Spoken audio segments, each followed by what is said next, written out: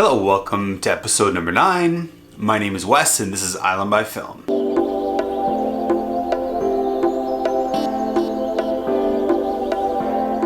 Today we're going to be looking at a camera called the Kodak Hawkeye Brownie Flash. This camera was built by Kodak in 1950. The Brownie lineup was built in previous years, but this one specifically, the Flash model, and there's a flash that goes along the side of the camera as well too, was built in 1950, and that's when they started production of this camera. It's built entirely out of a material called Bakelite, which is a plastic material that is really no longer used, but is relatively sturdy, and obviously these cameras being from 1950 are still around today. Now, with the popularity of lomography and toy cameras like the Holga and the Diana and a myriad of other cameras that lomography's put out, the prices seem to keep going up and up and up on these cameras, and these plastic cameras that are often worth no more than a couple of dollars as far as what they cost to produce are selling for $70, $80, even $100 for those cameras, and they produce mediocre results.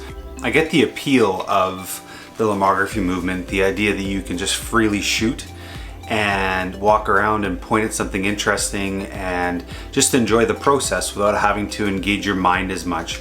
And so I get that idea, but one of the great things about this camera is it fills that need, right? It fills that need to just be able to point at a subject and shoot. I really actually love the viewfinder in here. When you're looking at the waist level viewfinder in here, it's super tiny, but during bright sunny light, it's incredibly bright, and it actually produces a fairly good way to compose your shot. So it's fantastic as far as I'm concerned. Now, the results of this camera though, however, are lomography in every sense of the term. This camera has approximately an f14.5 to f16 lens. That's kind of what I've been able to find out online. Approximately a 1/30th of a second shutter speed. And with a shutter speed that slow, you really have to be mindful of the film you're using. Now, I'll show a few images that I was able to recover from my first roll of film that I shot on this camera, but most of the images were overexposed. I shot on Kodak Akhtar 100, and I love that film. It's a fantastic film. It's a film that I can trust, and it's got incredible latitude and offers great results. But it's a 100 speed film, and assuming this camera is around f16, if we're using the sunny 16 rule, then on a full sun day, which I shot this roll of film on, really should have had about a 100th of a second or 1/25th of a second. So a 30th of a second is pretty much 2 stops faster, or 2 stops brighter than I would have wished. So I thought I would still check the results out though, and I actually had to make quite a few adjustments to the exposure on these photographs. But the beautiful thing about Akhtar 100 is that Akhtar 100 has pretty incredible latitude, and I was able to recover the images. The interesting thing is though, the more you overexpose a film and then you bring down the exposure after you've scanned the film, it tends to shift the color. I don't know why specifically the color shifts almost in a stripe type pattern. But I'll show you a few of the images that I was able to recover. And then we'll go over a little bit of the operation of this camera and see how simple it is, and plus I'll show you how a roll of film is loaded. The Brownie camera is a fairly simple operating camera. You have a viewing lens and a taking lens, similar to a twin lens reflex camera. And on this side you'll see that you have this is your winding mechanism to wind your film that winds counterclockwise. Right here is your shutter mechanism. On the very, very top of the camera, you'll see this is your waist level viewfinder, the handle of your camera. You'll see on this side, you have the opportunity to engage bulb mode. Now, by pulling this up right here, when you press the shutter button, you can hold the shutter button down. Although it's quite challenging to do so because there's no tripod socket on the bottom of this camera. You'll see these 2 mounts right here. This is where the flash mounts to the side of the camera. Now, to open this camera, it's as simple as sliding this knob all the way back and separating the camera this way. When loading the camera, you'll see this is obviously where the film rides on top. This is where you'll put your fresh roll of film. The film will be loaded all the way to the bottom right here, and this will be your take-up spool. The very important thing about the Brownie Hawkeye is that you have a 620 take-up spool. You can actually load 120 film in this camera, but it's required that you have a 620 take-up spool.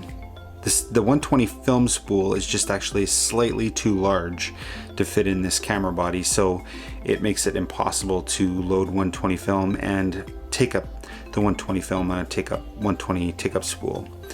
One of the things that I actually did learn though in my first roll of film was that when unloading this film, the 620 spool it actually caused a little bit of a light leak issue because the 620 spool is not quite as large as the 120 spool, so that caused a little bit of a problem. Other than that though, it was fairly simple to load. I did notice, however, when I was advancing the film, it actually was a little bit challenging because it was stiffer, and I think this probably had to do with the fact that the 120 film spool that was in the top right here actually was a little bit stiff when advancing. Other than that though, if you're a little bit careful, I didn't run into any issues whatsoever. We talked briefly about some of the specs of this camera. We talked about the fact that it was roughly between f14.5 to f16, and the shutter speed was approximately a 1/30th of a second. But we're dealing with a 50-year-old camera potentially, maybe even a little bit older than that. And what happens with these cameras over time is that the springs are less responsive, and so this shutter speed could likely be even slower than a 1/30th of a second. But this is what the shutter speed sounds like close to the mic. It's relatively quiet, relatively simple, just a single shutter speed. Now we're going to talk about a few of the images that I shot on the Kodak Brownie Hawkeye. You'll notice that this is Lightroom Mobile. I primarily use my iPad Pro to do all of my editing. That's my entire workflow, with the exception of scanning. I've yet to advance to scanning with my mirrorless camera. I currently still use the Epson V600, but so far I'm happy with the results. I have an old iMac that I use here to scan my film, but here are just a few images that I shot on the Kodak Hawkeye Brownie. I often like to go to the Nanaimo harbor and take photographs there. This is one of the images I shot. You can see right here that it's kind of got a little bit of a glow to it on the right hand side. I have a feeling that has a lot to do with the fact that I had a light leak on the film roll when I pulled it out. I was anxious to get it out of the camera. The next time I try this with this camera, which will be very soon, I'm actually going to put it in a dark bag and just pull the roll out that way, just to ensure that I don't have any light leaks. Here's what the original image looked like. You'll see that it's quite a bit more exposed. I was able to pull back some of that exposure and not lose a lot of the detail. Looks pretty decent, not bad at all. It's what you'd expect from a camera that has a single element lens on the front of the camera, essentially. Here's a little restaurant on the pier in Nanaimo called Penny's Palapa, and it's a fantastic taco shack. I really like the reflection that was in the water here. This one too turned out okay. I'm not too unhappy with the results, but here you can see that's what it looked like before I corrected the exposure. Dropped the exposure down a little bit, changed the white balance, and those were just a couple of small tweaks, and these are the results that I got. This one here is by far my favorite photograph that I shot of the series of images, of the whole roll. Love the reflection of this wooden boat. The light that was kind of shining on this was great too. Once again, you'll see this 1/30th of a second gave me quite a bit brighter results. In fact, you can see the foreground, this wood, I kind of had to do a little bit of dodging in here to darken that up a little bit, but overall this one I actually wouldn't mind creating a print of. So I was quite happy with these results. And here's the last one I took. As you can see, I've got a little bit of a water reflection theme going on. Love the Nanaimo Harbor. It's a great place to shoot. You can see again on the left hand side of this image the light leaks that are happening in the side of the roll, actually left and right. I'm going to correct that next time, like I said, by actually pulling them out of the dark bag. The Brownie Hawkeye is actually a really fun camera to shoot, given the right conditions, the right speed of film, and one that's probably been cleaned out even a little bit better than this. I think the results can be quite good. I'll post a few links in the descriptions of this video showing some of the results that other people have been able to get and some of the reviews that I've read online. And there's been some really nice comprehensive reviews written online. I think you'll find that the results can actually be quite favorable.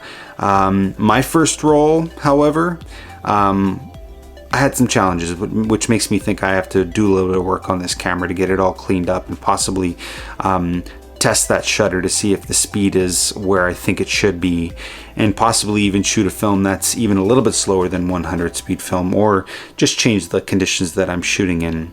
So I hope you enjoyed this video. I hope that this gives you a little bit of an idea of a toy camera that you can purchase that is a little bit better on the budget, and even one that has a little bit more history than, say, the Holga or the Diana. So once again, thanks for joining me on Island by Film, and my name is Wes, and hope to see you back next episode.